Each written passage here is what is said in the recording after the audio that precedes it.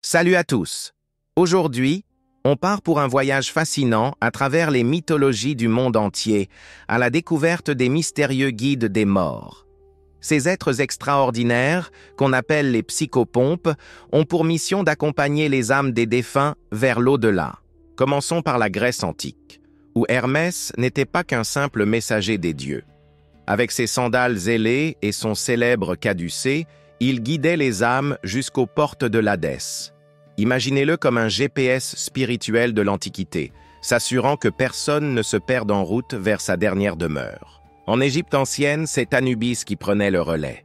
Ce dieu à tête de chacal ne se contentait pas de protéger les tombeaux. Tel un ami bienveillant, il prenait les âmes par la main pour les conduire jusqu'au tribunal d'Osiris. C'était le moment crucial de la pesée du cœur, où le destin de chacun se jouait sur la balance de la vérité. Dans le Grand Nord, l'ambiance change complètement avec les Valkyries. Ces guerrières célestes, filles d'Odin, descendaient sur les champs de bataille pour choisir les plus courageux. Si vous les aperceviez, c'est que vous aviez gagné votre ticket pour le Valhalla, le plus prestigieux des clubs VIP de l'au-delà. Chez les Celtes, la Morrigan et ses corbeaux veillaient sur le passage entre les mondes.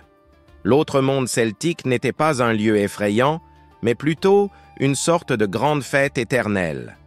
Pas mal comme perspective, non? Les traditions amérindiennes nous offrent une vision plus naturelle, avec des guides sous forme d'animaux. Loups, hiboux, corbeaux. Ces créatures n'étaient pas des présages de malheur, mais de véritables guides spirituels, comme des éclaireurs bienveillants dans la nuit.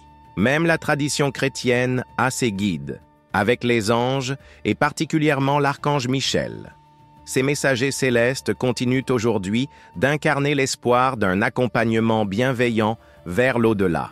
Ce qui est fascinant, c'est de voir comment toutes ces cultures, pourtant si différentes, partagent cette même conviction. Personne ne devrait traverser seul le grand mystère de la mort.